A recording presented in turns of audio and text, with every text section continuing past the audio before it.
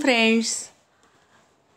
Today we are going to learn lesson number 10 force and types of force.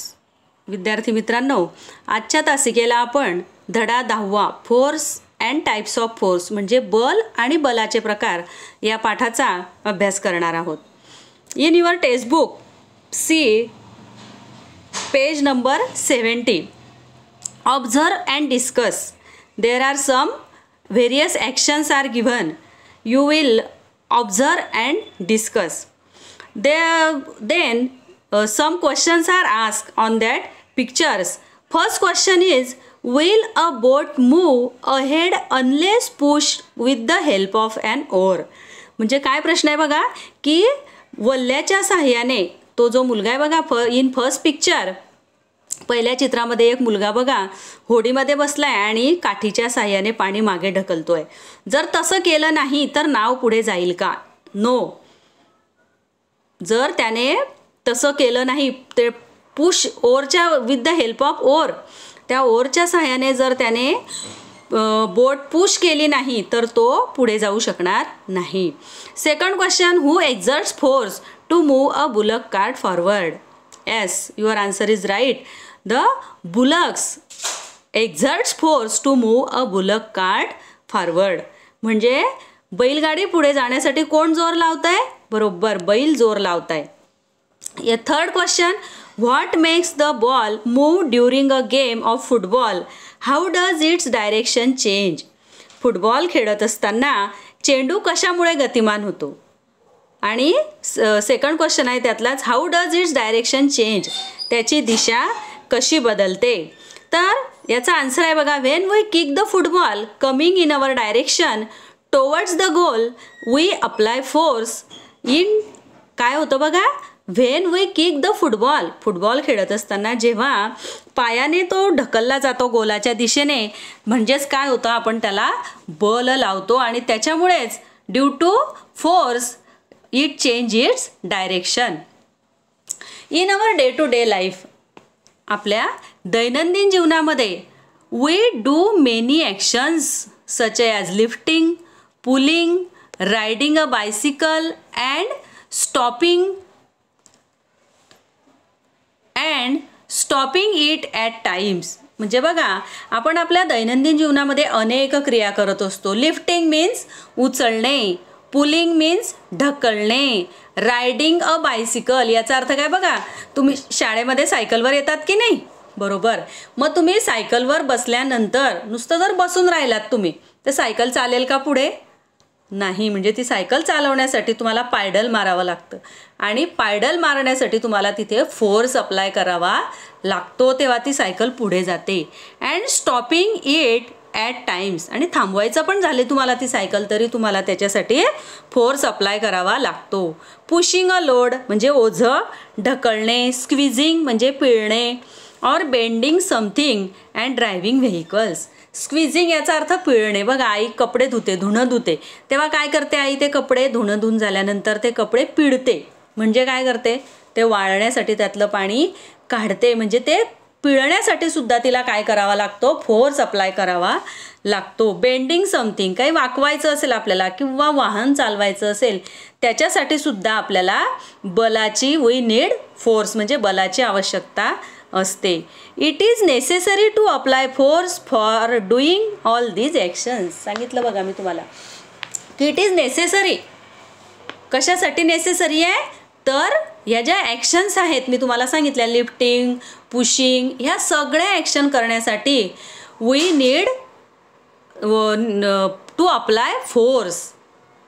It is necessary to apply force for doing these all actions. म्हणजे या सर्व क्रिया करण्यासाठी कशाची आवश्यकता असते? बलाची आवश्यकता असते. Force is applied to an object to pull it or push it in any manner. वस्तूवर कोणत्याही प्रकारे ओढणे किंवा ढकलणे या क्रिया करायच्या असतील तर त्याच्यासाठी जो बल लावला जातो किंवा जो जोर लावला जातो त्या जोरालाच बल असं म्हणतात. No object changes its position on its on.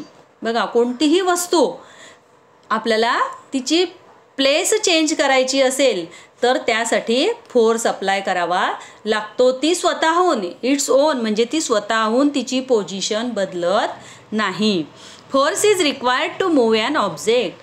वस्तूची किंवा वस्तू गतिमान करण्यासाठी, ती वस्तू हलवण्यासाठी तिला बलाची आवश्यकता असते. Force is use to change the direction of an object in motion or to stop it. म्हणजे एखाद्या वस्तूची, गतिमान वस्तूची दिशा बदलायची असेल किंवा तिला थांबवायचं असेल तर त्याच्यासाठी सुद्धा बलाची आवश्यकता असते किंवा बलाचा वापर होतो. बघा, can you tell what happens when you hold the two ends of a spring and pull them apart. जे स्प्रिंग जर तुम्ही ताणलात तर काय होतं? बरोबर त्याचा आकार बदलतो. It change its shape. Second question, what happens when the blacksmith hammers a red hot piece of iron. बघा, जेव्हा ब्लॅकस्मिथ म्हणजे लोहार तापलेलं जे लाल लोखंड असतं त्याच्यावर हॅमरने मारतो तेव्हा काय होतं? बरोबर त्या आयर्नपासून त्याला जी वस्तू बनवायची असेल त्या वस्तूचा शेप तो त्याला देतो, म्हणजे आकार देतो. Then force is necessary to change the shape an object. म्हणजे एखाद्या वस्तूचा आकार बदलण्यासाठी सुद्धा कशाची गरज असते? बलाची. म्हणजे force is necessary to change the shape an object. Then we will study types of force. First type of force is muscular force. In all the actions shown in the picture 10.1, the movements take place with the help of the bones and muscles in the body. बघा, आपण धड्याच्या सुरुवातीला जे various actions दिलेले आहेत त्याचा अभ्यास केला. त्यामध्ये ज्या क्रिया दाखवलेल्या आहेत, व्हेरियस ॲक्शन्स दाखवलेले आहेत, त्या सर्व ॲक्शन्स कशाच्या सहाय्याने? With the help of bones and muscles in the body. आपल्या शरीरातील हाडे आणि मसल्स म्हणजे स्नायूंच्या सहाय्याने त्या क्रिया झालेल्या आपल्याला दिसतात. The person in the picture alongside is lifting the weight by using muscular force. चित्रामध्ये एक माणूस बघा वजन उचलतोय. ते वजन उचलण्यासाठी सुद्धा त्याला कशाचा वापर करावा लागतोय? स्नायू बलाचा वापर करावा लागतोय. Hence we say that the force applied with the help of muscles is called muscular force. म्हणजे अशा प्रकारे स्नायूंच्या सहाय्याने लावलेलं जे बल असतं त्या बलाला स्नायुबल असं म्हणतात. The definition of muscular force is the force applied with the help of muscles is called muscular force. Then second type of force is mechanical force. We use different machines for doing many tasks. आपण आपल्या बघा दैनंदिन जीवनामध्ये अनेक प्रकारच्या यंत्रांचा वापर करतो. मग कोणकोणते यंत्र आहे बघा आपल्या दैनंदिन जीवनामध्ये? In day to day life we use some machines. Mixer, fan, sewing machine, अशा प्रकारे अनेक वस्तूंचा किंवा अनेक यंत्रांचा आपण आपल्या दैनंदिन जीवनात उपयोग करतो. Some machines are run by using electricity or fuel and some machines muscular force is used for running some machines.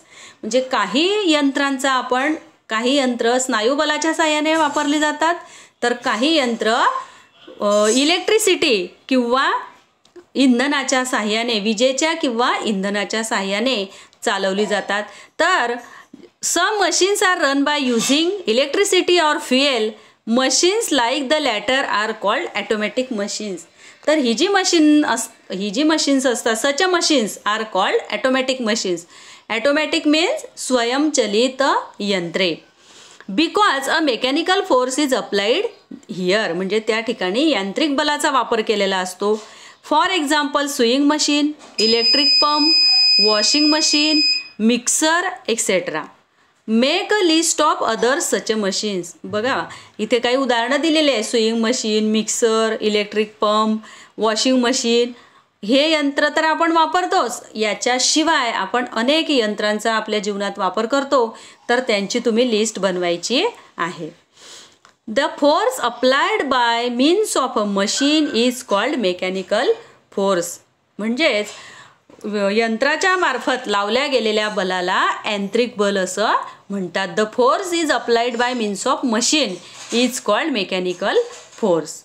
Then third type of force is gravitational force. Gravitational force means गुरुत्वीय बल. If an object is thrown upward by applying force, it reaches a certain height and comes down again. Why is this so? बघा त्या चित्रामध्ये दाखवलेलं आहे. एक मुलगा चेंडूवर फेकलेला आहे त्याने आणि तो चेंडू खाली येतोय. दुसऱ्या त्याच चित्रामध्ये झाडावरचं फळ खाली पडत आहे. Falling down of a ball and a mango. म्हणजे काय तर त्या झाडावरून मँगो खाली पडतोय आणि त्या मुलाने वर फेकलेला चेंडू सुद्धा खाली येतोय. Why is this so? हे कशामुळे होतं मग? Why do fruits on trees fall to the ground? झाडावरचे जे फळ असतं ते खालीच का पडतं, वर का जात नाही आभाळाच्या दिशेने? तर because the earth pulls all the objects towards itself. आपली जी पृथ्वी आहे बघा, या पृथ्वीमध्ये अशी एक शक्ती आहे की ती सर्व वस्तूंना तिच्याकडे खेचते. Pulls all the objects towards itself. The force applied by the earth to pull objects towards itself is called gravitational force. म्हणजे पृथ्वीमध्ये ही जी शक्ती आहे इतर वस्तूंना स्वतःकडे आकर्षून घेण्याची, याच शक्तीला काय म्हणतात? ग्रॅव्हिटेशनल फोर्स म्हणजे गुरुत्वीय बल किंवा गुरुत्वाकर्षण बल. Sir Isaac Newton discovered gravitation in the 17th century. 17व्या शतकामध्ये सर आयझॅक न्यूटन नावाचे एक शास्त्रज्ञ होऊन गेले. त्यांनी या गुरुत्वाकर्षणाचा शोध लावला. The Earth's gravitational force acts in a direction opposite to that of an object moving upwards. Hence the speed of that object goes on decreasing till in the end it becomes zero. बघा, जेव्हा वस्तू वरच्या दिशेने फेकली जाते तेव्हा वर जात असताना तिचा वेग हळूहळू कमी होतो. ठराविक अंतराला तो 0 होतो आणि परत जेव्हा ती वस्तू खाली यायला लागते तेव्हा तिच्या वेगामध्ये स्पीडमध्ये सतत वाढ होत असते. आणि या कशामुळे होतं हे? तर ग्रॅव्हिटेशनल फोर्स म्हणजे गुरुत्वीय बलामुळे त्याच्यामध्ये हा बदल घडून येतो. तर अशा प्रकारे बघा आपण आज force and types of force यामध्ये first what is mean by force, types of force याच्यामध्ये first muscular force, mechanical force and gravitational force are studied. In our next lecture we will study another types of force. बघा आता तुमचा घरचा अभ्यास काय आहे तर बघा ह्या पेज नंबर 70वर जे ऑरेंज कलरच्या पट्टीमध्ये जे दिलेले आहे no object change its position on its own ही माहिती. त्याच्यानंतर त्याच्या खाली पण आहे बघा force is necessary to change the shape and object.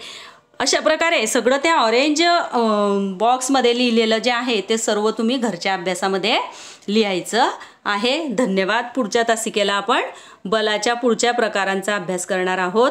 धन्यवाद.